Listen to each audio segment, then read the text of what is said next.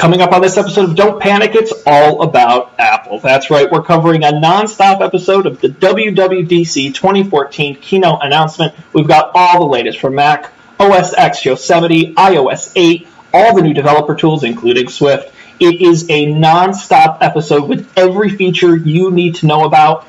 Get up to speed on Apple. Watch this episode of Don't Panic. It's coming up next. Stay with us.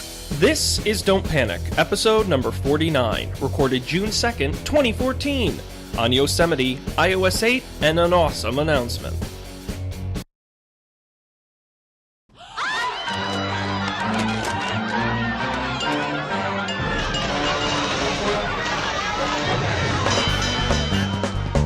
Hello and welcome to tonight's edition of Don't Panic, the technology podcast that eats the fruit that is Apple. I'm Sean Jennings, and I'm joined by the Sonny and Cher of technology. That would, of course, be Colby Miller and Dan Rabidou. Guys,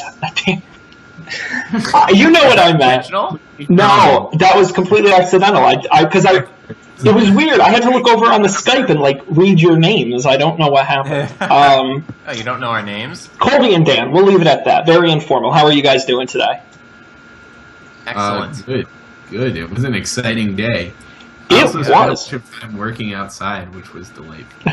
When the weather's nice, how can you not be happy? And you know what? We also want to take this opportunity to celebrate, and you guys may not know this, but did you know that this is roughly our 1-year anniversary of doing Don't Panic? And I call it roughly because date-wise, I'm not sure, but I know on our very first episode, we covered WWDC last year and iOS 7. So I figure that's as close to a year as we're going to get. I remember that because I had just downloaded that thing on my phone. Because I had that Apple developer account at the time. I wonder if I canceled that or if it auto-renewed on my credit card. Now's the time to find out. Yeah. Interesting. Now you got the iOS one though, right? Not the Mac one? Yeah, I had the iOS one. Nice. Well, you could get iOS 8 right now.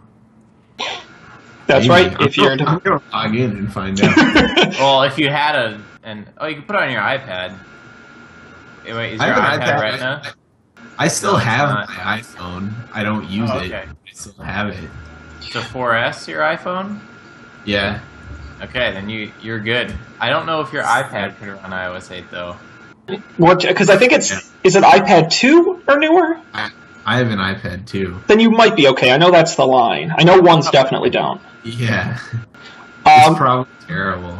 Well, while you're looking up to see if you have that, I want to thank everyone out there, not only for joining us for the past year. It's been a lot of fun presenting the news to you, the listener. I also want to thank everybody who joined us this afternoon. We did our first ever live event coverage for Don't Panic.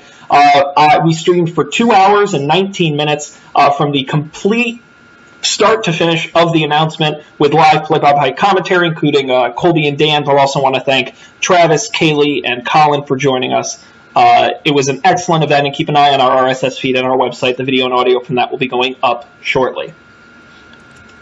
So I think we're all in agreement. It was a pretty great announcement. Yeah, I enjoyed the crap out of it. I think that's fair to say. And it is funny. I recommend everyone go back and watch our first episode when we talked about how disappointed we were in last year's WWDC and how boring it was. But they did do the Mac Pro at last year's WWDC, right? They teased it, yeah. But the problem with the Mac Pro is it's cool to know about, and there are those 10 people in the world who actually have a Mac Pro and want a new one, but that wasn't something that was ever going to impact our lives. Yeah, I don't know. It was more theoretical than anything else. Unless Dan has bought a Mac Pro and hasn't told us. You don't see what's to the right of my screen. Uh-oh. Oh. Yeah, Colby hasn't been in my place since December, and you couldn't even buy a Mac Pro then. That's true. God, that's such a long time. That's 6 whole months. Yes, we're also at that point, the halfway point in the year itself. That's weird. That is correct. So if it's okay with you guys, why don't we get right into the announcement? I sort of see it grouped in 3 areas, and I'm going to let you guys decide where we start. There's the consumer side of Mac, OS X, Yosemite. the consumer side of iOS 8, and developers. Where do you guys want to start? And I think I know where this is going, but I'm going to let you guys decide. Well, we could do it in order. Okay. Why not do that? I feel like that's a Yeah. excellent We'll idea. Start with Yosemite. Mac, right? Yeah. Yes. Yosemite. Yosemite Sam. OS 10 Yosemite was announced. That is 10.10 for those of you interested in those kind of things. What we got out of that was, for starters, of course, the new look. This was what everyone was absolutely expecting out of 10.10. Create that flat design, the translucent panels, the lack of gradients and textures. Very familiar if you're a user of iOS 7 currently. Giving a real total visual overhaul from the icons to the windows to the toolbars and taskbars. Even the font is new in the design.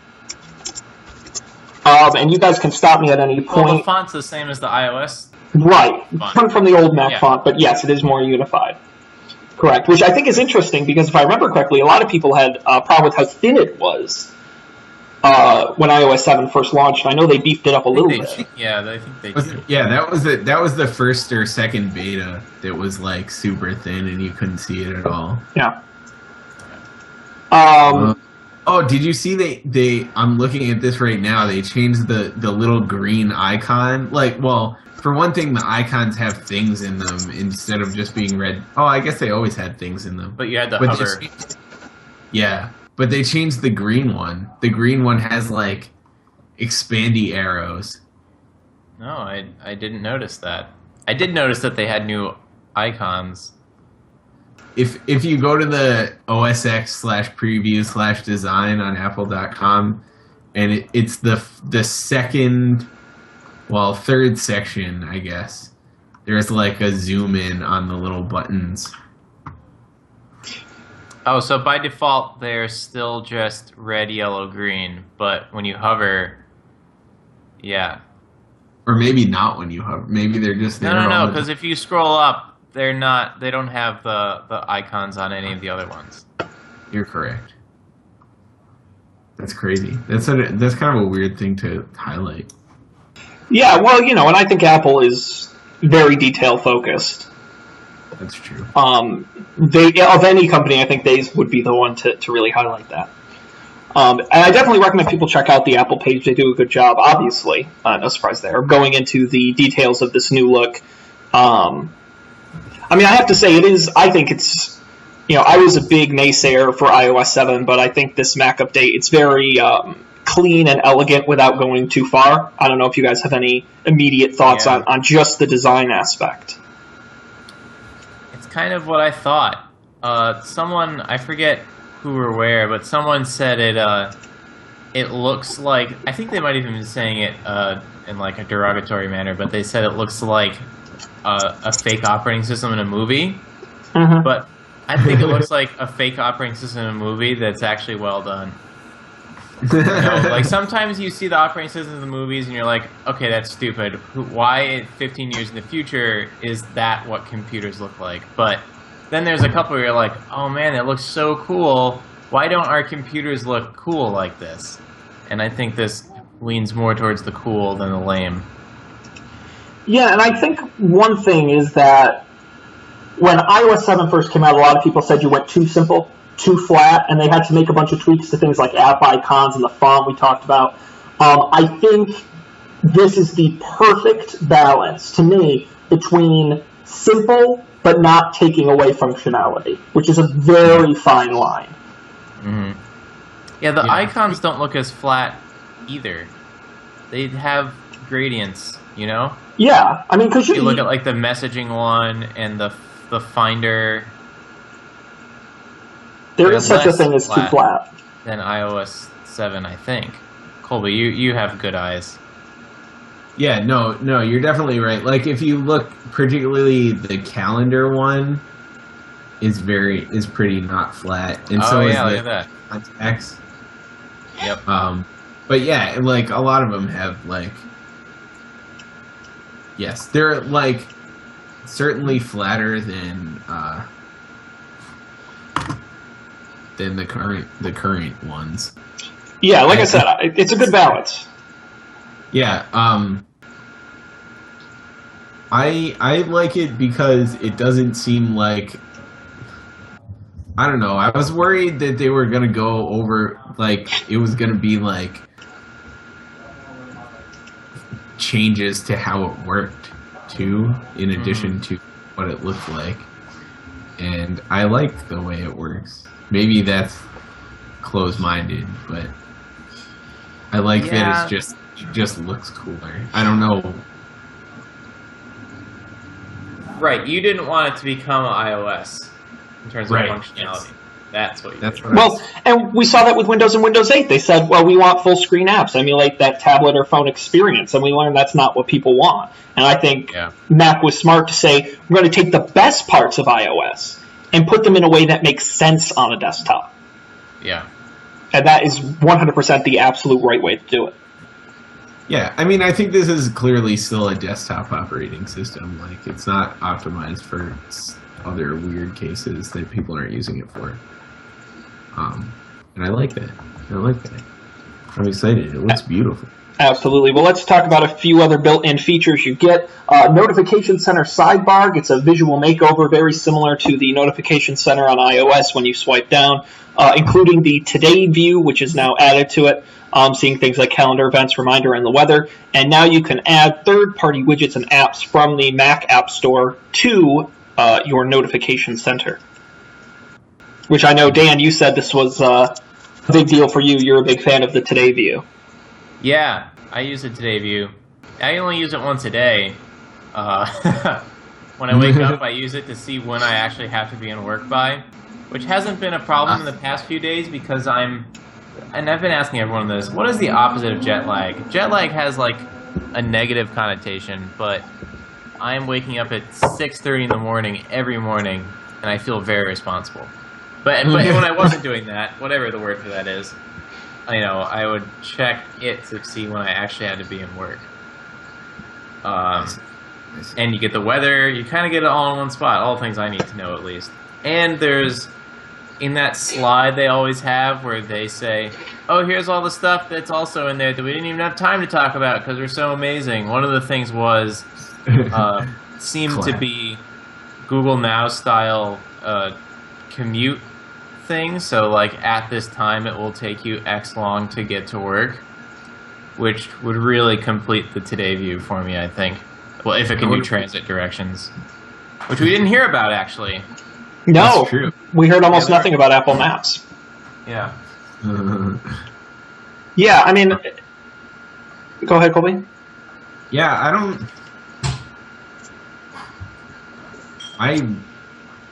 so a couple of weeks ago, I opened the Notification Center on my Mac for the first time in a long time to find 4 months worth of unread notifications that I never looked at and never planned to look at, and I just turned off all the Notification Center for all my notifications.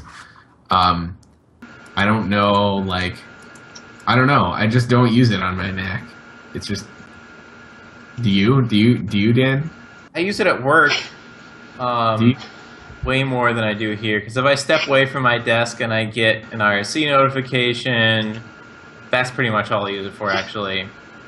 Or a calendar thing pops up that I didn't expect, I can see it all there, and I do check it and clear it out at work. But all the ones I get at home, I don't care about. In fact, I just went in and cleared them out, and I either check my email or I don't.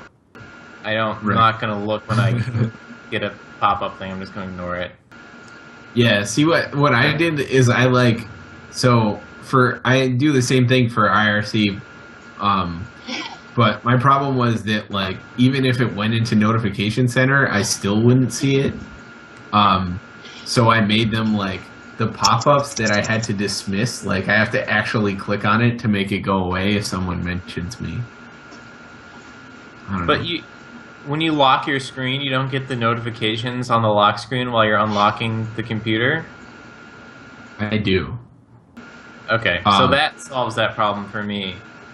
Because I don't want to dismiss it. If I'm sitting at the computer, I'll see it, but if I'm away, it keeps them all I see. I think maybe part of the problem is that I ignore things when they pop up in my face. So like, well, I read them. You don't read them. You don't read and choose to ignore. Sometimes I do. Sometimes I don't. Okay. Sometimes I'm like wired in. Yeah. Zoned in is the word I use to describe that. Yeah. Well, and there's certainly a lot of other updates to notifications, as we'll talk about in a minute, but let's continue on here. If you're familiar with the tool Alfred, you may not need it anymore because there's a big update to Spotlight, the search functionality in macOS, which creates a new search field big in the middle of the screen, and from there it does predictive typing just for a few letters. Not only can you browse local documents, but it searches everything from Wikipedia to Apple Maps to contacts, events, all within this tool. Any thoughts or opinions on that? I mean, Alfred still does way more. You can make your own commands in Alfred. You can do those crazy workflow things. So I imagine I'll still use Alfred, but maybe we'll see. Maybe I won't. Well, and you'll just get a lot more common people who've never heard of Alfred and don't use Spotlight. I think then it's getting them more to use it. Yeah. And I think... Go ahead. It's really great. You see... it's kind of like when you see someone Google for Google and then do the Google search. Like, they type Google into the Chrome thing and then they click on... when people use the mouse to find things on a desktop computer is the same reaction for me. I'm like, what are you doing? You've got the search thing, and you can open any app right from the search thing, and then you can get Alfred, and you can just do everything without having to touch the mouse at all. It's like, just stop touching it. So, yeah, I really like that they did this. I wouldn't have thought that they would ever do something like that. It is kind of complicated. It does a lot of stuff. Yeah, that's true. It certainly does. It's also like pretty out of the way though. Like it's hard to just if you're not looking for it. I think it's kind of hard to stumble across it. Now, did they get rid of the hourglass? No, they didn't. Okay, or not the hourglass, the magnifying glass. Yeah, I think it would be cool if they did something to like call it out for people. Like, hey, hit Command Space. And you can just go with stuff. Yeah. Because I don't, like, it's not a hard thing to understand. It's just a matter of, like, knowing it's there. Well, let me ask you guys, because I'm not a Mac owner. When you update to the next version, like when you went to Mavericks or whatever, does Apple do any kind of tutorial or walkthrough or anything like that for users? Yeah. Yes. I think so. Okay. I specifically remember when they switched the scrolling direction, there was one for that. Oh, yeah. I think they have a thing. Right when you install, though, not live on the desktop, you get, like, a slideshow sort of thing. Right. Because I think that would be the perfect place to introduce a feature like that. Yeah. And I wonder how many people use Spotlight. I feel like not many people actually use it. No, well, and I'll give people, Dan. I never, when you said people using the mouse is like people going to Google in in your URL bar, I never thought of it that way. But you know what? You're exactly right. And I see people all the time. Windows is the same way. If you're on Windows 7 and you have the Start menu, all you have to do is open the Start menu and start typing. You can even hit Windows key and start typing. Yeah. And no one knows you can do that. Yeah. It's such a great feature, and the fact that people don't know about it is kind of disappointing. So I think it will be interesting to see if it gets any kind of adoption or more adoption than what it sees today. Yeah. Let's talk about Safari, everyone's favorite web browser they don't use. It would. I'll go down the list here because there's a whole bunch of things they added. First and foremost, the address bar at the top is smaller, and they've centered it. The address bar is also smarter and can suggest relevant Wikipedia articles based on what you type in, similar to what we were talking about in Spotlight. I know, shocking. Safari now has a share button similar to that to iOS, which allows you to send it to apps, do various things with it, send it to recent contacts automatically. It's also multiple tabs that extend beyond the browser window now let you scroll through them horizontally. And the most dramatic new feature is Tab View, which is a button which provides you a bird's eye view of all open tabs, similar to the multi-tab view in mobile Safari, just giving you a better visual representation if you're one of those people who have 30 ads open at any given time. So looking at the Safari screenshots, one thing I really like, I mean, I guess this is true of pretty much everything, but one thing I just noticed is that, like, I'm really into the, like, slimmer, like, Chrome type thing they got going on. Like, it doesn't show what it looks like with tabs there, though. Oh, yeah, you're right. Maybe it looks bad with tabs. But one thing I always think about, like, there are certain apps that just have, like, huge, ugly, gray, like, control bars at the top. And I think Safari historically is one of those apps because of the tabs. And it just looks pretty clowny. Yeah, even Safari right now without tabs looks pretty good, but as soon as you open a new tab, it pops this giant extra pixel space down there. Yep. Well, we'll see what this one's like, I guess, once we actually use it. And I don't think we talked about it on this show, but Colby, did you read the article a couple weeks ago that was written by an Apple person that did the new Safari JavaScript stuff? No, the thing about the LLVM. Yeah. I didn't read it. I mean, I heard about it, but yeah, it's faster. Like it actually is. So that's pretty exciting. Yeah, I can't wait for some real-world side-by-sides with these various browsers on Mac. Yeah. And see if they actually get that speed and I'll response. Give it a try. That's how most of this stuff works. You give it a try at least once, right? Yeah. Yeah. So, wait, that's still a thing? Oh yeah. They switched to the same rendering engine that Safari uses, though, right? Yeah. Yeah, they switched to WebKit. Yeah. So, not as exciting, not as interesting as it used to be. Well, when you talk about less broken. Well, when you talk about exciting and sometimes broken, let's talk about Apple Mail. The built-in Apple Mail app now has also an update. They're saying Markup is a new built-in editor for image attachments. Right in the Mail app, you can use text shapes. You can write on them, do arrows, magnifying glasses, and then what it will do is take and save that directly to the image and burn it into the image automatically. What they've also introduced is something called Mail Drop, which is a feature that lets you store attachments up to 5 gigabytes in size in iClouds and send recipients a link to download it if you're a Mac user. That'll happen automatically. If you're on a Windows or other machine, you'll get a link to download it, similar to what services like Google Drive does now in Gmail. Sweet. Yeah, I wanted that in... what was the other thing? We talked about it during the live stream, that we wanted the markdown. Oh, like in Safari and things like that. But, yeah. But what's confusing to me is I want to see if I can find them on the Apple site, but I've actually seen screen grabs of someone somewhere claimed you could do it in Safari. I haven't seen any images that support that. And they didn't say it. Maybe they just are replacing the default terrible screenshot taking thing in OS X. That would be great. It's possible, and I hope they do, because I thought that was such a great feature to implement system-wide. Yeah. Doing like the markup.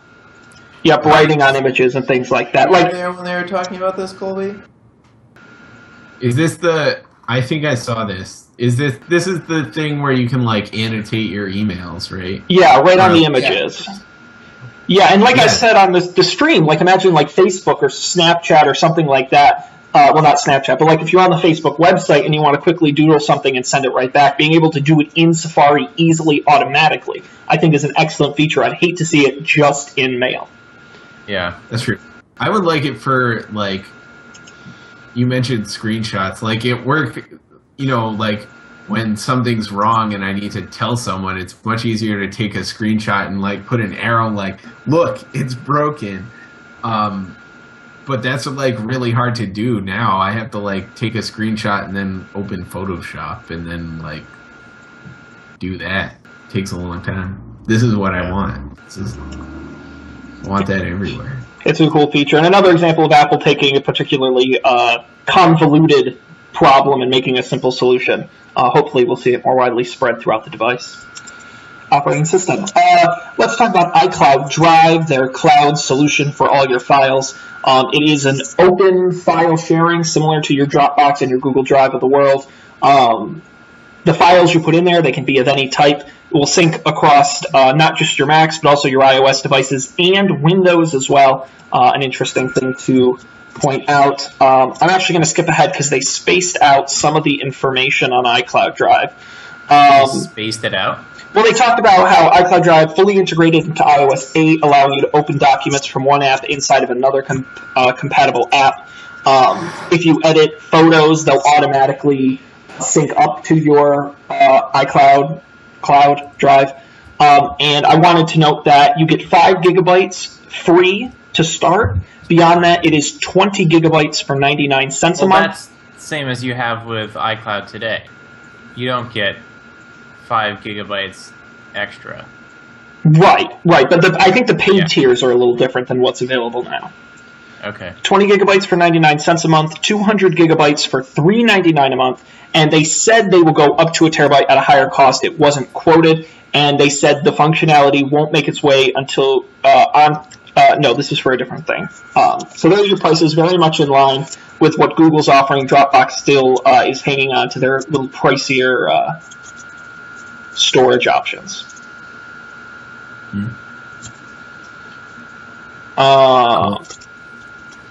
Yeah, it's interesting. One thing I did want to mention, we talked about this on the live stream, was I think when it comes to cloud service providers, at least for me personally, a big deal is trust. I need Dropbox, for example, to have every file there every time when I need it. It can't go down. It can't be the wrong version. It's got to be right every time. But I think, especially with iCloud and before that, the me.com, and they were doing that, and MobileMe, iDisk, whatever before that. They've proven time and time again that they're not entirely reliable. Sometimes things don't sync right. It's not always available everywhere, and I just question, can users really trust Apple to be their central place for all their files when they don't have a reputation like a Google does? I mean, I feel like there is a very large percentage of people who are not us, have no idea and couldn't care less, and will be frustrated for one way or the other. I don't know. They'll start to care when their stuff stops working. That's true. But, what are they going to do about it? Nothing. No, you're right. And certainly, if you have only a Mac and iOS devices, I mean, it is a built-in solution. So you do get the advantage there, and including the fact that it does sync with Windows, which is interesting. That's cool. I mean, that makes a lot of sense, right? It's pretty reasonable. At some point, these companies have to give in to the fact that other people use other types of devices. I'm sorry, Apple. Yeah. People have Windows computers. Notice they didn't say an Android app, though. Nope. That's it. I was gonna say I would be happy once there's iMessage for Android. That may be a cold day in hell before that happens. That's bullshit. I agree, but I don't think they do it. I don't know. I feel like they would immediately be a huge messaging, a huge player in mobile messaging if they did that. I agree. Just immediately. But it doesn't... Maybe they don't want that. Well, I was going to say, how does that make them money? I guess it doesn't. All they're really going to do is sell Android phones. They can get acquired by Facebook.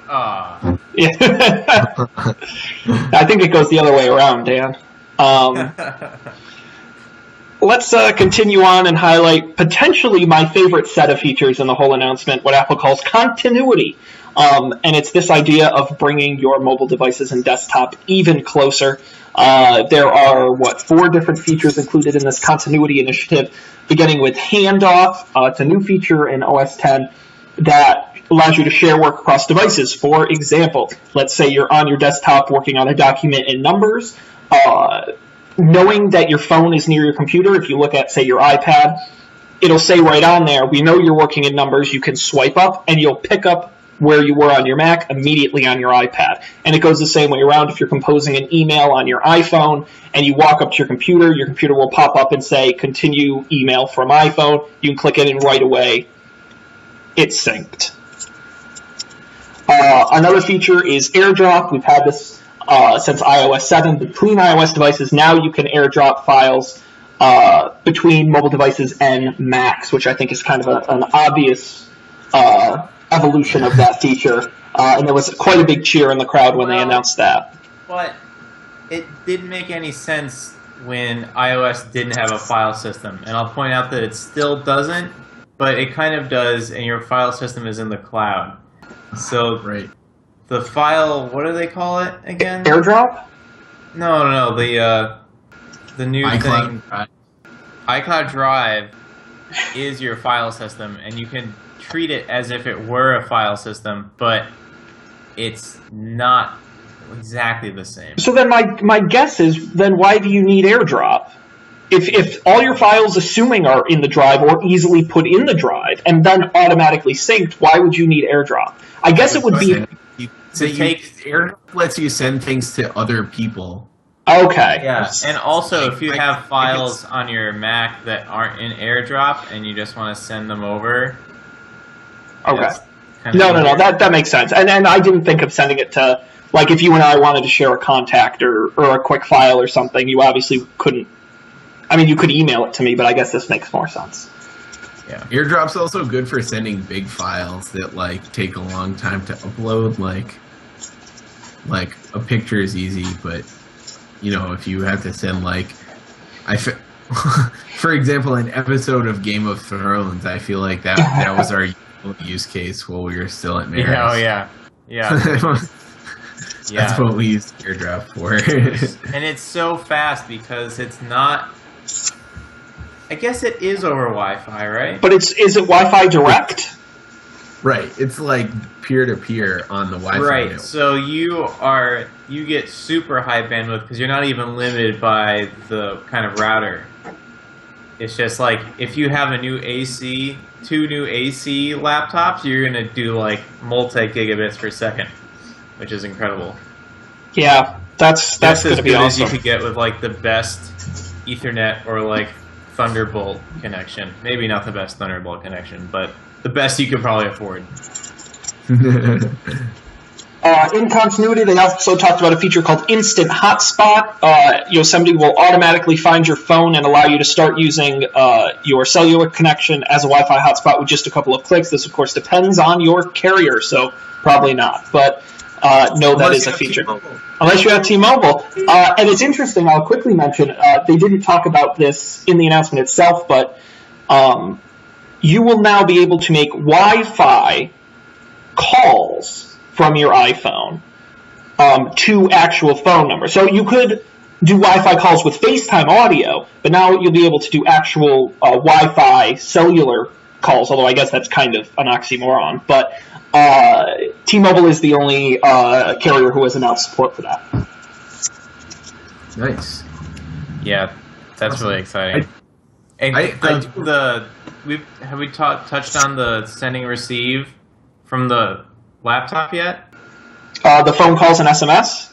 Yeah. We haven't. That's the next thing we're going to talk about, so lead us into that. Colby was going to say something about this, so he should say that. I was just going to say that, like, I would really like to have this, like, on my phone, because I tether, like, every single day on the bus, and it's really annoying, because it's, like, buried in the settings on Android, and I tried to get, like, some home screen widget to do it, and, like, it works fine for turning it on, but then once it turns it off, it doesn't reset the settings right, so you have to go in and, like, re-turn on your Wi-Fi, and it's super annoying.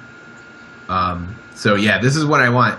I want it to turn on when I open my computer and turn off as soon as I close it, because, like, Yeah. then it's like, and I didn't then even like think about 'cause that, that's the other thing. I always forget to turn off the tethering, and then my battery's dead because it's been like, I don't know, being an asshole for hours. So Yeah, you always did have that problem. being an asshole. Yeah, No. The battery problem, but maybe that too. yeah. Well, story of my life. Well, and we'll continue on to a big feature that got a lot of applause, and that was integration of SMS into iMessage. So what that means is, say you're on an iPad on Wi-Fi only, and you receive a message from an SMS on your iPhone. Well, normally it wouldn't sync that. It would only sync iMessages. Well, now it's going to sync your SMS. You'll also be able to send SMS from non-cellular devices as it's relayed through your cellular. So on my iPad, for example, I could type an SMS to a phone number. It would ping it to my iPhone, which would then use the cellular network to send it out. You can also send and receive phone calls from your Macintosh computer as well. Which what? Go ahead. No, and we'll talk about other updates to iMessage and iOS 8 in a minute, but I just think that iMessage is such a diamond in the rough and such a huge potential for Apple. When you talk about Facebook acquiring WhatsApp for $16 billion, it tells you how important messaging is. And as you read these stories about people who lose SMS or get SMS sent to the wrong people or get trapped in group texts and all these problems with SMS, it is so good to see Apple addressing the problem and adding features. And I used to have, back when I had an Android phone, I had a Chrome plugin that would forward from Android my SMS to my Chrome browser, and I could respond in browser and send it out. And I loved that. It was such a great feature. And I am really impressed to see that they took the extra step to not just do iMessages, but also do SMS through your computer and your other devices. Yeah, I think if I'm recalling correctly, the last update I got for some of the Motorola software, like they have a thing that does that now, which is kind of moot because I don't really text anyone except my mom. I use like Messenger now, I guess. But I don't know, man.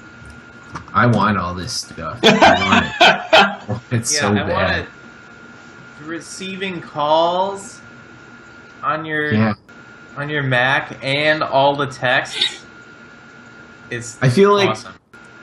I feel like Apple, like if this is not all BS, right? I feel like Apple is the closest to like the unified, like this is almost the dream of having one thing that you take with you and just sit down at the computer and air. Like you don't have to context like device. It does the context switch for you when you sit down and you're writing an email. It like the dock bounces and it says you should continue writing. You can continue writing this message in the Mail app on here with an actual physical keyboard. Yeah, that's what I want. I hope it does it with Safari too. So if you're looking at something on Safari on your phone, you're like, oh, it's actually like a really long like thing. I want to read this on my desktop on my iPad. I hope there's a little bounce thing. Well, it kind of already has that when it says these are the. Well, Chrome has that when it says these are the tabs open on your other devices. I don't know if Safari has that. Well, we'll talk about all the new developer stuff, but I wouldn't be surprised to see that opened up to even third-party apps. Yeah, that'd be as great. Well. You're listening to a song on Spotify, or your any number of things get automatically translated. And I think for me anyway, and I want to talk about this on the show. One of the biggest takeaways was, just as Colby said, the fact that for the longest time, Microsoft had this idea you would have one device. But what they didn't realize is you can have many devices. They just have to act as one device. And and again, people said, oh, one day they'll merge iOS and macOS into one operating system. Well, that doesn't make sense. But if you take the best aspects of both and cross-pollinate, you're going to create two similar yet different operating systems. And that was why this announcement was so exciting for me, was that something clicked. Something in my head finally said, this is the way it is done properly. This is why aren't my devices doing this now? Yeah. And it's like they're respecting the fact that these are all different things, but making them work together really fucking well. Yeah. Yeah, and that's been the biggest missing piece of the puzzle for Google and Microsoft and all these companies is how do we bring mobile and desktop together? Because it's always bothered me when they said these companies had ecosystems, because they really don't. They just have a lot of products in a lot of categories. It's not really an ecosystem because they don't talk well to each other. Right. I mean, I feel like Apple is the only company that really has an ecosystem, outside of one vertical, one like form factor. Yeah, You know, I think Google could have an ecosystem if anyone bought Google tablets, Android tablets. You know, It's true. They do have great syncing and great things like that, but even that pales in comparison to this. Well, and a lot of this is automatic. To me. The automatic part, the fact that it knows when your phone is near your laptop and will automatically do it. You know, it will automatically forward your messages. That's the amazing thing to me. Yeah. Like, that's like almost magic. I don't even know how the fuck they do that. You know, it's so cool. I mean, it could be Wi-Fi, it could be Bluetooth. iBeacon even. You know what? I bet that is what it is. I bet every MacBook becomes an iBeacon. Yeah. That's definitely what happens. Yeah, so that's incredible. I'd love to dwell on that, but my goodness, we're already 36 minutes in and we haven't even hit 2/3 of it, so we gotta hustle through this. iOS 8. We're going long tonight, people. Set your clocks. iOS 8, a big feature I thought was excellent, interactive notifications. Android's been doing this for years. People have been begging Apple to bring it in. So now, interactive notifications. Things include responding to text immediately, accepting calendar invitations. There's also third-party plugins. They showed a great concept, which I liked, was a Facebook notification. You could one-click to comment or like. And third-party widgets have also been included in Notification Center, similar to as we talked about on Yosemite, for things like sports score, auction updates, and all that right on your Today view. On the swipe down, to me, an absolute no-brainer and a very welcome update. Yeah. So, I don't know. Everything most of that stuff seemed pretty like playing catch up. Like, yeah, we got to do this because this is what phones do now. And it's nice. Like, it's probably something I've come to take for granted on Android is that I can at least for certain things like calendar stuff I can do from the notification center.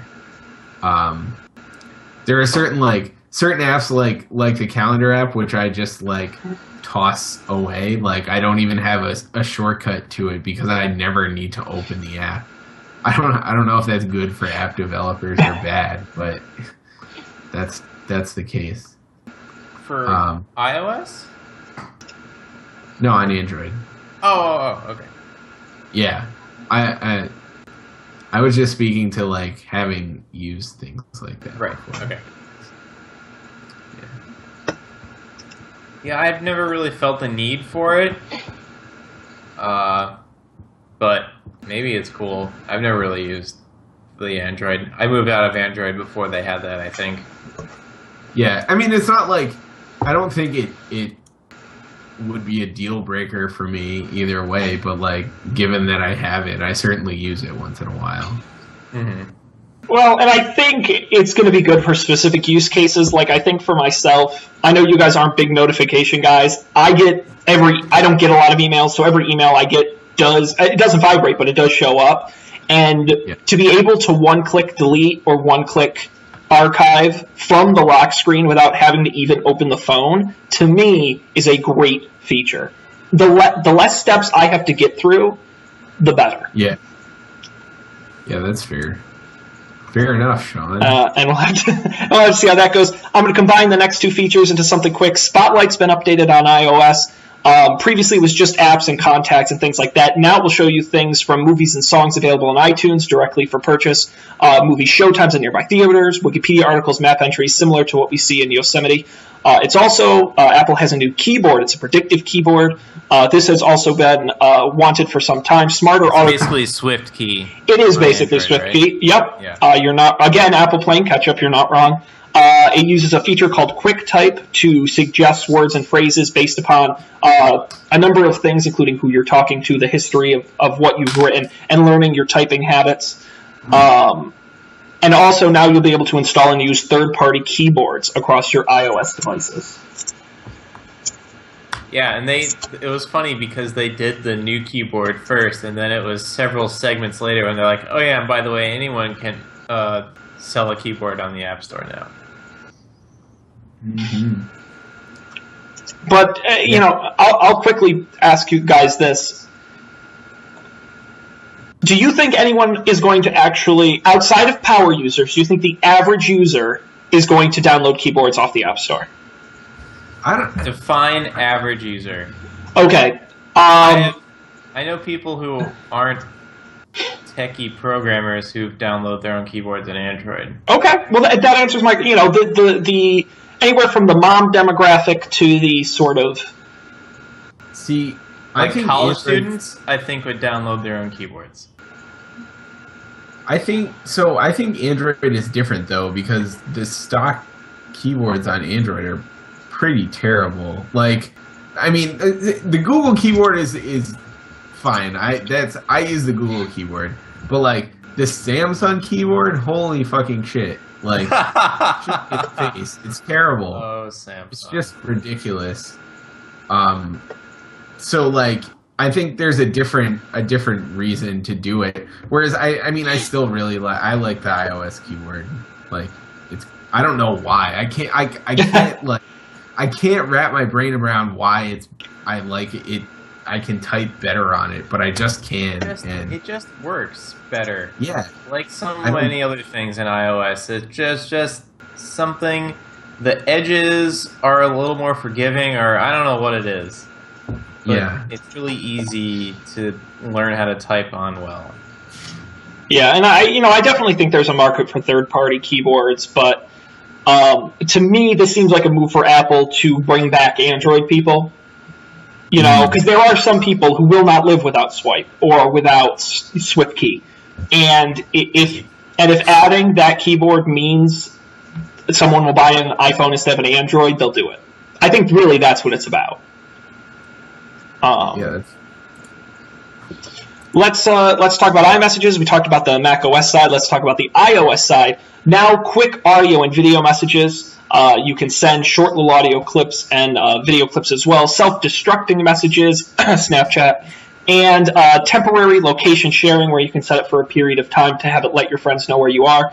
It's also getting a lot more flexibility in group messaging, creating named threads, the ability to add and remove people, to mute threads, and things of that nature, which I think, again, are all things other apps have done and are very welcome additions. Yeah, it's like, man, I just can't get it. Like, for one, this all seems really cool. Like, it seems like, you know, all of a sudden, like, iMessage, in addition to being the thing that everyone uses on their iPhone, is cool. Like, it seems fun to use. And I can't, like, I don't know. It just blows my, like, if they release an Android one, they'd kill it. They absolutely. Yeah, go ahead. Like you said before, like, there's no reason they would want to. Like, maybe it's better to, like, have that enticing you to go to iPhone rather than. But, you know, I'll play the other side of that. People said for years, why would Microsoft release Office for iPad? You know? That's true. And I think it's getting people interested in the ecosystem, and of course you pay for Office, so there's a big difference. But, you know, to me, I think Facebook Messenger has been so successful, of course, because of the social network behind it, the fact your friends are already there, but I also think it's the features and the ability to have flexible group messaging and easy messaging and a good app and things like that. And I'm interested to see if this takes share away from something like Facebook Messenger, because I really think that's who they're competing against. Yeah. Oh, no, I mean, absolutely. And, you know, like, Facebook, they've put a lot of effort into Facebook Messenger. Like, that's been a huge thing for a very long time.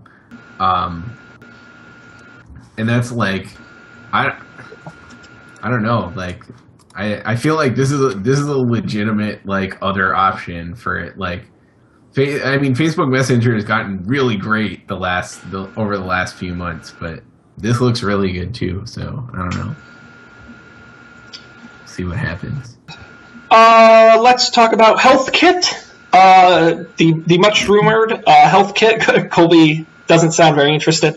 An app for tracking your personal health and fitness data. An easy-to-access hub where you can monitor things like your health on a daily basis, and you can examine trends over a period of time. It will also integrate with third-party apps, including things like Nike and the Mayo Clinic. They put up a slide with all the different health providers they're partnering with. Most of these features require you to have a third-party accessory for things, say, like blood pressure, and things of that nature. Did HealthKit get our juices flowing, or is it more just a proof of concept? I like that. So, Colby, what was that thing that you picked a couple weeks ago? Existio? Yeah, Existio. I have always wanted something like this where, you know, my Fitbit has a nice scale, but maybe I prefer the Jawbone activity tracker, and, you know, maybe there's like a cool sleeping thing, you know, but I don't want to worry about matching all to the same company. So I'm glad that it wasn't just, you know, the startups are great, but I'm glad that some other company recognized that need and made something. I don't know if it'll be successful, but hopefully it opens the way for more stuff like this. Hopefully it means that these companies will be more open to working with one another, because I think that's the only way any of this wearable stuff is going to take off. Yeah. And if Apple, of all people, is the first one to be like, yeah, let's all share our stuff, that's like, huh, okay. I mean, realistically, though, this is Apple like, hey, guys, let us use your stuff to sell more phones. Sure. But, yeah, no, I see your point. I mean, it looks kind of nice. I don't know. I mean, to be honest, it seems like another icon in the default set of Apple icons that I can't delete. Very reminiscent of Passbook and things of those nature. I feel like, you. And like Passbook, like you'd use it once in a while, but not all the time. I think what's interesting is, you know, there's really two groups of people. There are people who are legitimately ill, who have illnesses and diseases, and who do check their blood pressure every day, and who are diabetic and have to track their blood. For them, I think this is a good way to track those things, communicate with their doctors, do it easily, automatically. For young people like us who are pretty generally healthy, I don't know where this really fits in. You know, I do like, you know, they have a feature like a emergency card with your medical history and the medications you take you can access from the lock screen, which is really big for people who are on a lot of medications and allergies and things like that. Yeah, that's kind of cool. Like, so I will say that I'm sure there are other apps doing this, but I think the more serious aspects that it seems to be addressing are kind of interesting, like the communicating with your doctor and things. I think that's kind of neat. Again, I think it's really reminiscent of Passbook, where 2 or 3 years from now, it's either going to be a massive disaster no one uses, or the greatest thing since sliced bread. You know, I feel like it's way too early to tell. It's really a proof of concept right now. Fair enough. But I'll be excited to see it, and if any company can do it, Apple is one of the few. So, let's talk family sharing, a new feature that will let up to 6 members of a family share iTunes purchases across devices, assuming they're all linked to the same credit card. It also allows sharing of calendars, reminders, photos, and Find My Friends location. Parents can also approve or deny purchases made on their children's devices. This is in response to kids who racked up thousands of dollars on in-app purchases in games, giving parents more feature. And again, this is a feature people have been asking about for a long time, especially sharing things like iTunes Music, movies, and television within the same household, and also for the parents' approval of things. So I think that's a big thing for families looking to get devices. I know a lot of them probably would have been swayed by Android's cheap prices if you have to get a couple phones for a family. But I think a feature like this is a big advantage to them. Yeah, that's true. Yeah, I mean, it seems cool. It seems legit. I think the photo sharing is kind of cool. I feel, in a way. I don't know. I always wonder how many people actually use the Apple photo sharing stuff, but... What, the photo stream?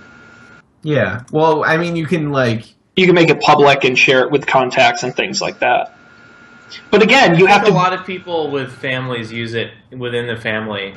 Like, I know people who have the Apple TV, and they're like, you can load up your photo stream on the Apple TV, and you're showing, you know, oh, this is our vacation, or this is, we went to the park with little Johnny. And that's really great. But I'll also say a lot of those people may not have Apple devices, and those are the people who use Facebook for all their photos, or if they're a little more handy, a Flickr, or something like that that's a little more universal. I think that's something Apple is, I think, trying to be smarter about, is knowing that they're in this silo.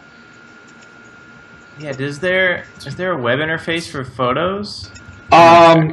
Okay, while you're checking that, we'll talk about the brand new Photos app. The new Photos app in iOS 8 lets you view and edit images across your devices. So now when you edit a photo, it will save that photo across all the devices it has it synced with using your iCloud Drive. That's great. Yep, and now you'll be able to make apparently, and I didn't know you could because I never edit photos on iOS, but apparently if you edited a photo, you couldn't make a duplicate, like you had to overwrite the original. And I guess now you have the ability to make changes without editing the original.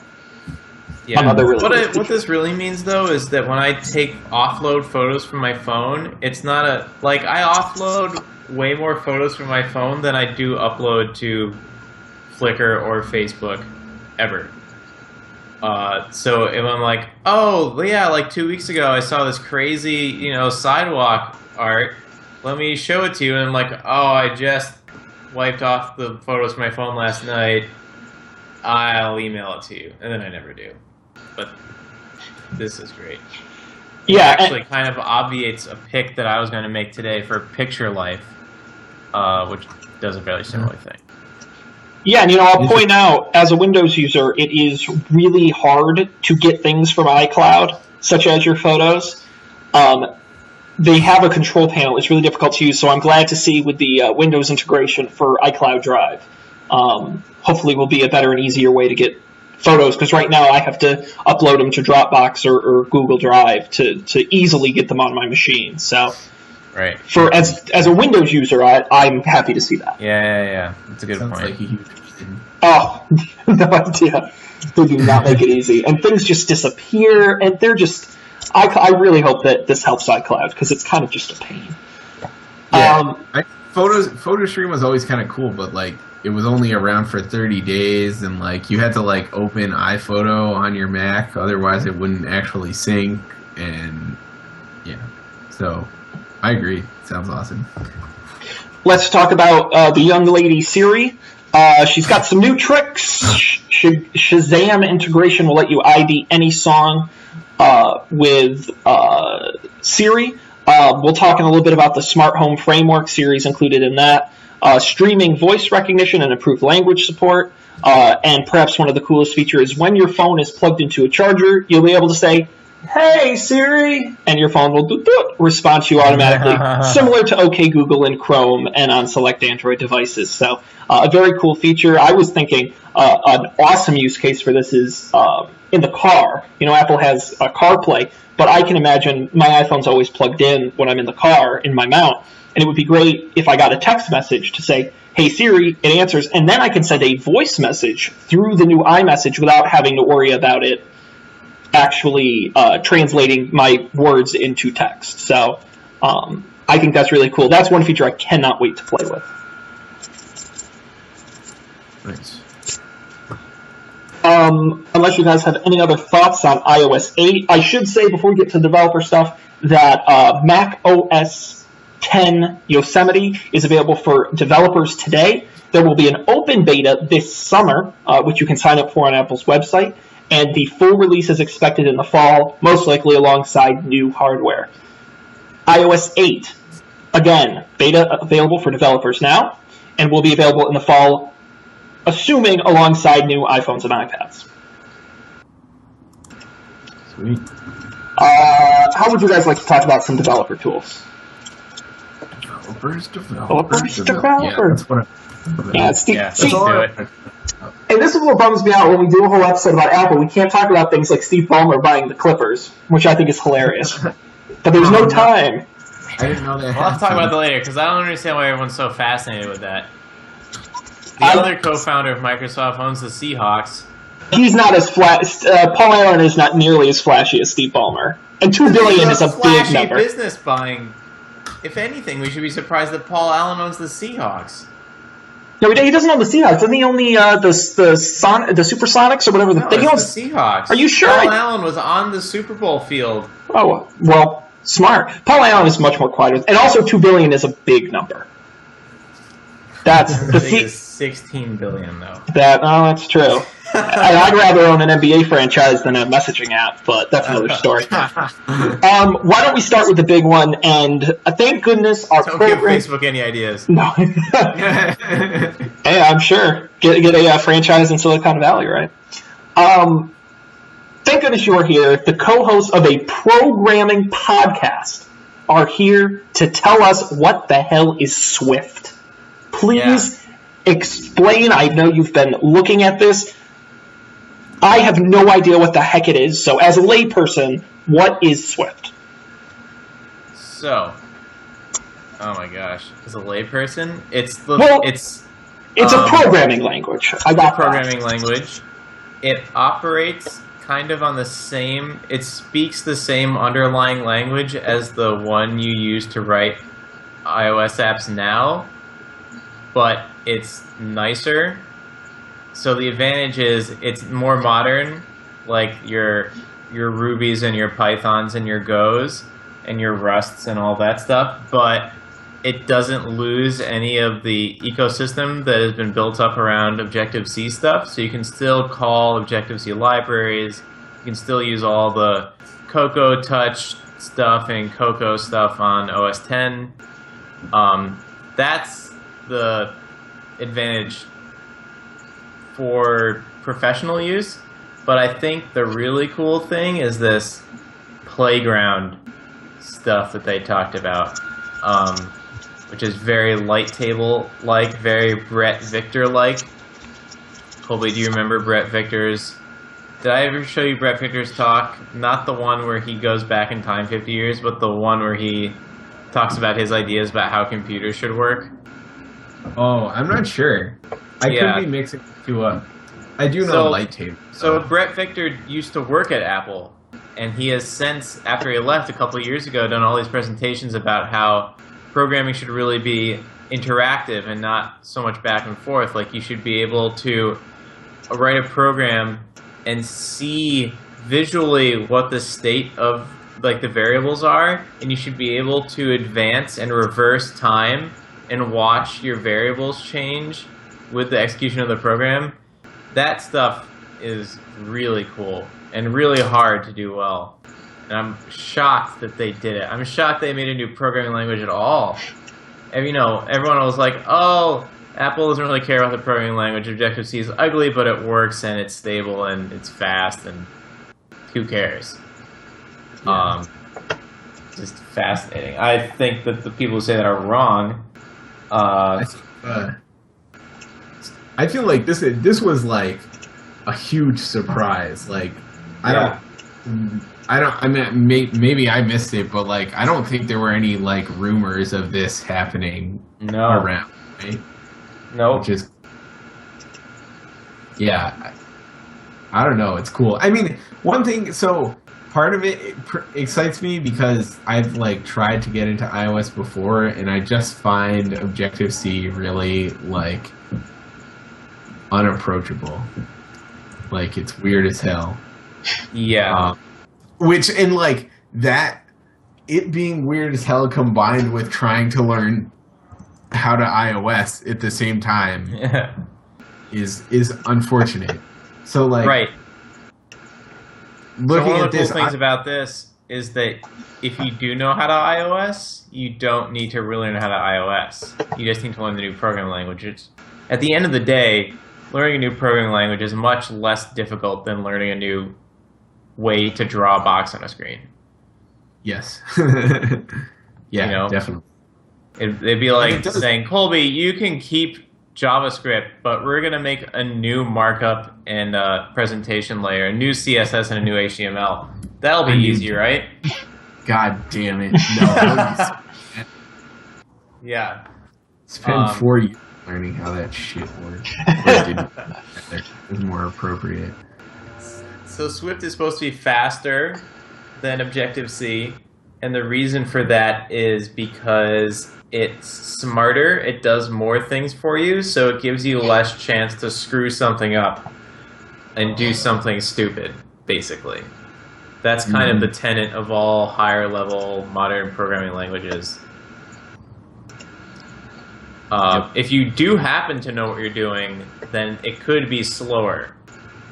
But the number of people who actually know what they're doing in that level, I think, are rapidly approaching zero at this point in history. I think I can share the Swift book while we're talking. Oh, cool. Yeah, I think to actually know what you're doing, even if you're that good, like if you really understand Objective-C and see and like what this is turning into enough to like really write highly optimized code on the first pass. I mean, one, I don't think that exists. Like, you're gonna screw up sometimes or pretty frequently, and I think like to get really fast code, it like that takes many iterations, like over and over again to really to get something awesome. I think at the end of the day, it's definitely more efficient, more productive. What did you think about the Lightroom sort of stuff? I mean, I thought Lighttable. Sorry, I thought it was something really else that Apple makes. Like, what are they? Well, oh yeah, that's the playground thing. Yeah. I mean, I thought they had the demo with the blimp thing, and they showed that, like, they have the graph of the inputs over time with the slider that you can go back and forth. Like, that seems really awesome. I don't know, like, I'd be interested to see how you use that for various in a practical sense. Like, is this all? So I guess my question is this only useful for games? I think no, it's useful for any native application. You can't really do this for web stuff because web stuff is stateless. The request runs without any visual output and generates some text and displays it. Like, that's not very interesting to use a slider with. But even if you were, I know this happens, you're making a new spinner for your iOS app animation. That's hand animated. You're not downloading a GIF, you're not playing a movie, you're animating those circles by hand. And that sort of work happens all the time in native stuff. That's interesting. See, I didn't really know that because I've done almost no native. Well, so for example, Facebook open sourced the thing in the Paper app that makes the letters shiny while the section is loading in. So whether it's like one of those cards or just the loading screen, the thing that kind of like makes this metallic sheen on the letters, they open sourced that because it turns out that they had to write it from scratch. And it probably would have been way easier to write it if you could like slowly inch frame by frame through and then see the state of all of those crazy variables that actually have no real life meaning except they just make, there's probably some sun moving around that you can't even see that's, and you're calculating the reflection on each of the bits of glass that don't actually exist. It's crazy. So I think I'm really excited to play around with it. Thank God you're here to explain this. Oh my God. Did that make any sense? Sort of. I mean, I will say, for me, looking at this playground thing, for a split second, I said, that looks like something I could do. And then I realized, I don't know. But at least they... Yeah. Oh, totally. That's why I'm so excited about it. This is the Smalltalk Lisp dream, and Apple, which, by the way, Objective-C without C is what they said. That's actually called Smalltalk. But this is that dream, the dream of the highly interactive computer where you're not writing text code, you're just tweaking a system kind of more visually than anything else rather than writing code. This is like no other company embraced that besides like MIT and Stanford. So it's really exciting. Maybe this will become a thing. Maybe we'll finally move past the source code. Well, and that's the one question I did want to ask you guys was, I mean, obviously we know what Swift means for Apple. Developers it's going to be easier to make apps, they're going to make better apps, that's straightforward. But what does Swift mean for the industry as a whole? I mean, do you see this as going beyond Apple? Do you see this becoming something more than just what you use to build iOS apps? I mean, do you have any kind of prediction or thought on that? So I don't know if it's legal to use outside of iOS apps. I don't know. They didn't say. They did not say that it was open source. They didn't say that it wasn't. So I don't know if you could use it, really. See, I would imagine that it will be open source one day. Yeah. Does that make sense? Like, I think... So, much like, for example, that Facebook hack, like PHP language. Like, Facebook has been using hack for I mean, a year and a half, 2 years now, internally. But, you know, only just a couple of months ago, it got it to a point where they were like, okay, let's open source this. So I would imagine it might be something like that. Like, this will be a sort of beta thing, and it's like once they iron out the details, like obviously there will be many details to iron out in a brand new programming language. Yeah. But yeah, I mean, for now, I think the short term, I don't think it means very much for the greater computer ecosystem off of Mac. But like long term, like maybe it'll be great. I don't know. I haven't read much like any like. Well, this was just announced like a few hours ago, so. Yeah. No, but you I have the can book open, but I can't share my window with the book in it. It doesn't show up in the list. Smart. But it's a Skype call. You'd think that copyright. Skype wouldn't care. They know. Take a screenshot and then share. Well, you know, share my screen with the window. The screenshot. I told developer.apple.com has all the information you need on Swift. Let's move on. Let's talk about extensions, widgets, and inter-app communication. Again, another feature long requested in Apple, available in Android today. Well, it's finally coming to iOS with extensions allowing iOS apps to talk to one another. Right now, there's that sort of, they call it the Action Center or Action Window, which is where you click on it allows you to share to Facebook or Twitter or send it an email or send to a printer.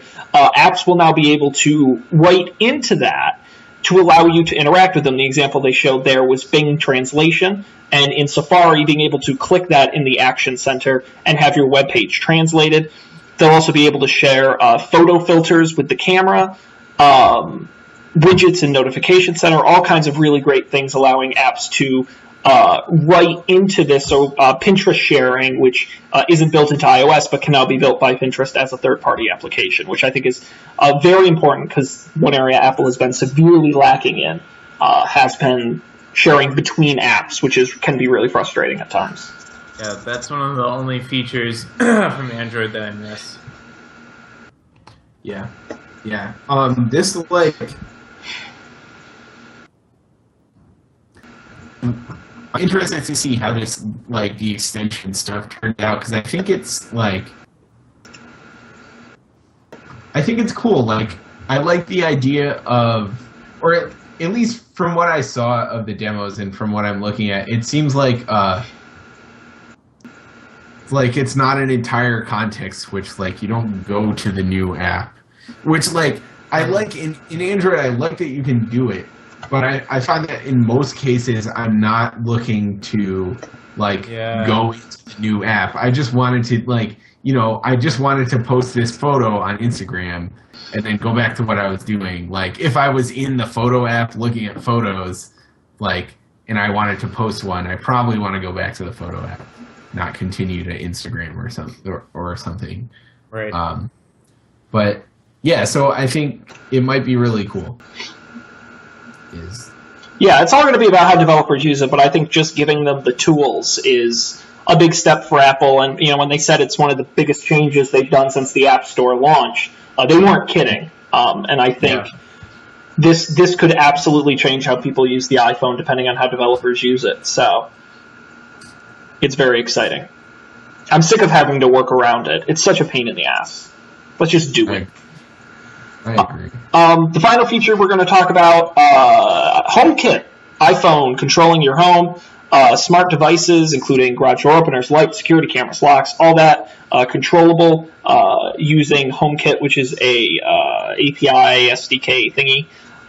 Controllable through Siri. You'll be able to set specific scenes. So, for example, you could say, get ready for bed, and it would do 4 or 5 different things rather than just one. They're going to run a certification program for HomeKit where partners will be, as time goes on, allowed to do it, sort of like they did with AirPlay and other standards of theirs. Current partners include things like Honeywell, iHome, Texas Instruments, Things. There was a huge slide put up of all the companies that have so far cooperated.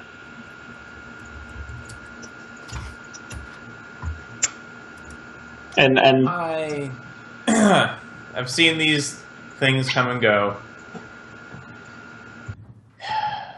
No, you're right. You're right. What worries me is I hope it doesn't end up like AirPlay, where it's such a specific standard that now, if Google wants to have Android controlling things, it now has to have a separate second standard. That's what I worry about. Because they said it's not. They didn't say the word proprietary, but they said they're using a secure, unique connection method, which is translated to we have our own proprietary thing that has to be Apple certified. This will only ever work with an iPhone. Right, and that's what bugs me. That's what really gets at me and annoys me. I don't want to buy a light bulb, and then in the future when I decide to get an Android phone, it doesn't work with it. That's what I'm saying. And I hope that's not the case. I agree. Because AirPlay is a prime example of that, where you are so limited by what you can and cannot use. It's kind of a shame. Yeah, it is. But, yep. Yeah, I don't know. It just made me think of those, like, Philips changey color Wi-Fi light bulbs, and I want them. It's funny. I was actually today. Those work on iOS and Android, right? Yes, but within the Philips app. Right. And that's hopefully what they're avoiding. They also work with If This and That, though.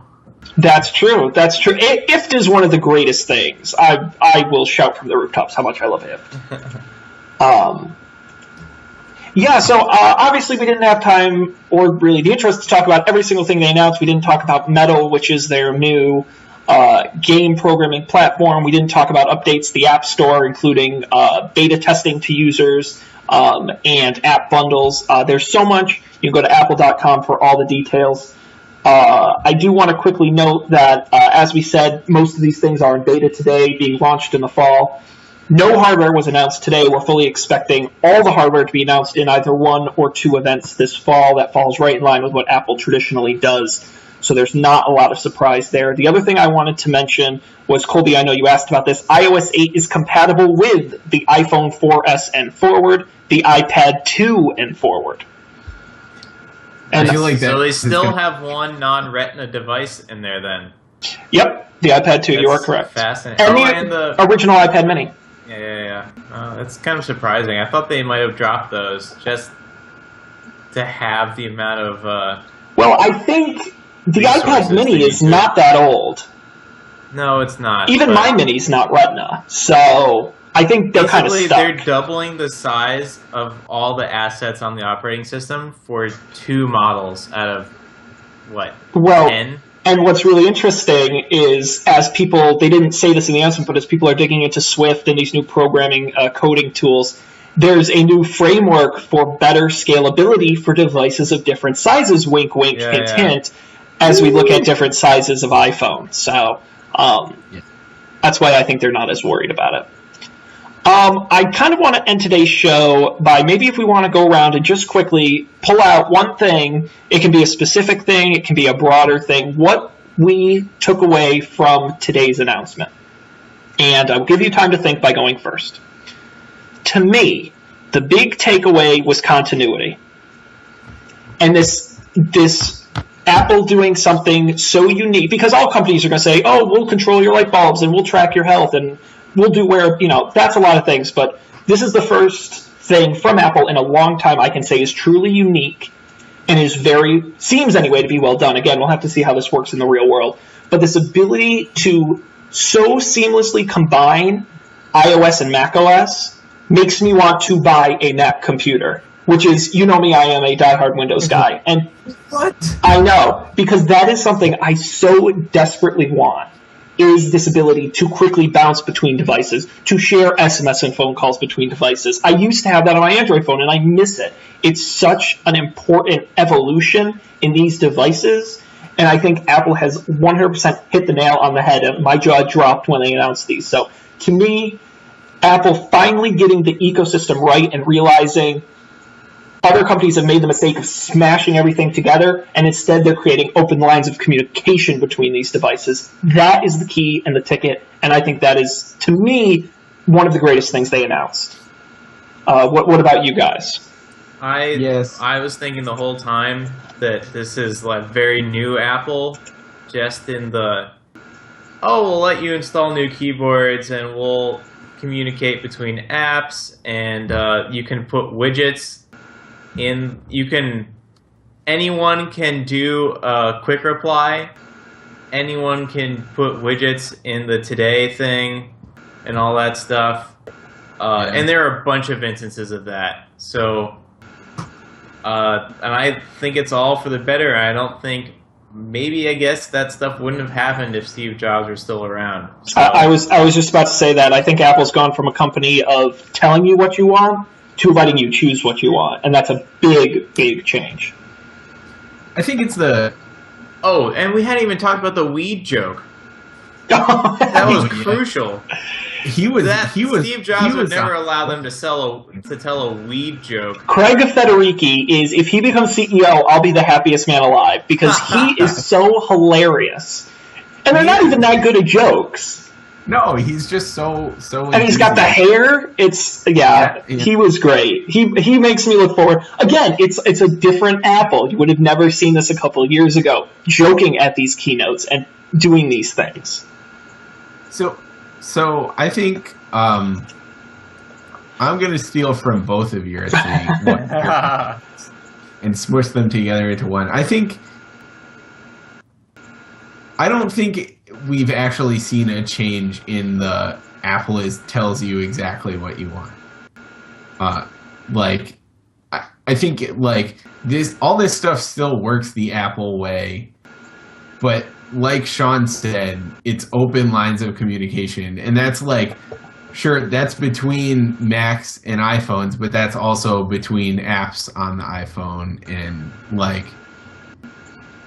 just in general. I feel like everywhere, iCloud, everything. It's this whole keynote was things working together better, whether it's third-party apps on the iPhone working better together, or your Mac and your iPhone working better together, or iCloud and your Photos app working better together.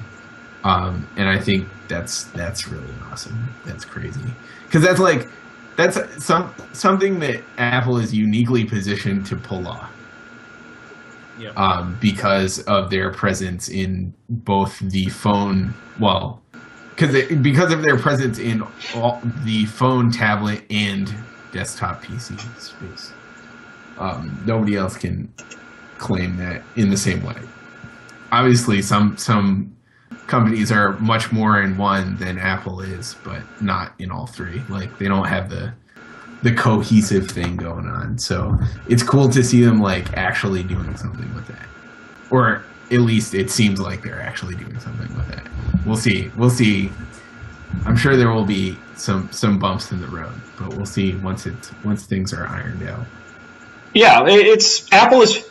I've always been afraid of the Apple world that they've always promised, and finally today they created an Apple world I want to live in. So it really was the icing on the cake. Every company has the cake, but man, Apple put that sweet icing that just covers everything in that nice glaze of pretty, and it was really something. I'll end by asking you, Colby, on the feels scale, how did today's announcement feel? Did it feels good, feels bad? How did today's feel? It feels pretty fucking good, I think. Whoa! Yeah, I'm excited. I'm bummed I bought an Android.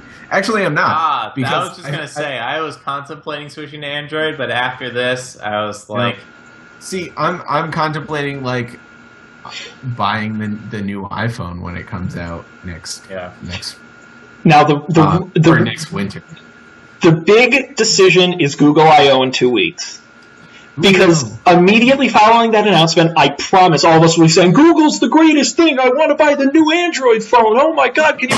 I always do that. How many times after an Apple announcement have I said, man, I got to go out and get a Mac. Oh my God, this is the greatest thing. I've never heard you say that, actually. I have. You've internalized What was it?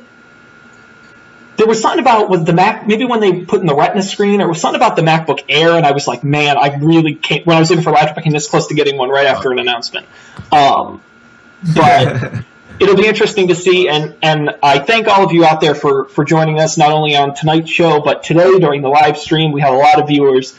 We really appreciated you joining us. We hope we gave you some good insight. And make sure you join us in the coming weeks. June is non-stop announcement month. We've got E3, we've got I/O. We have got all the coverage that you can handle, and we'll give it to you only as you can get it here on Don't Panic. Gentlemen, thank you for being here today. I want to remind everybody that Colby and Dan are co-hosts of the amazing Change Mode podcast at coffeeandbeer.tv/changemode. You're going to hate me for doing this, but any tease for what's on this week's show? I have an idea prompted by this week's keynote. What if we just did a show like on programming languages, like all of them, like as many as we could talk about in one show? Okay. I don't know. That's kind of nebulous, but it could be fun. But that's, nebulous is the best kind of tease. So it'll be something like that. It'll be something like that. That show is live Wednesday night at 10 p.m. Eastern, 7 p.m. Pacific at coffeeandbeer.tv. You should absolutely watch it. It's great. Gentlemen, anything else before we wrap up? No, I don't think so. Keeping on. I'm excited. I'm excited to like be back in the swing of things after our kind of like travel holiday. Yeah, we had a couple funky weeks, but we're back in our regular schedule, and it feels good. 1 year of Don't Panic. Oh yeah, so another year memorandum. I like just got an email from our domain registrar that don'tpanic.io renewed successfully. Yay! So, we get to stay on the air. Yes, that's good. So don'tpanic.io is our website. You can go there; it still works.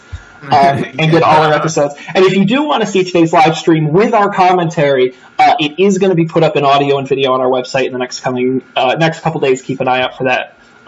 It's why watch just the boring regular announcement? We can watch it and also listen to us talk about it, right? That's added feature. We don't even charge you extra. Wow. Well, thanks everybody out there for joining us. We'll be back next Monday night at 10 p.m. Eastern for another edition of Don't Panic. But until then, I will say good night, and we promise no Apple news next week. Good night.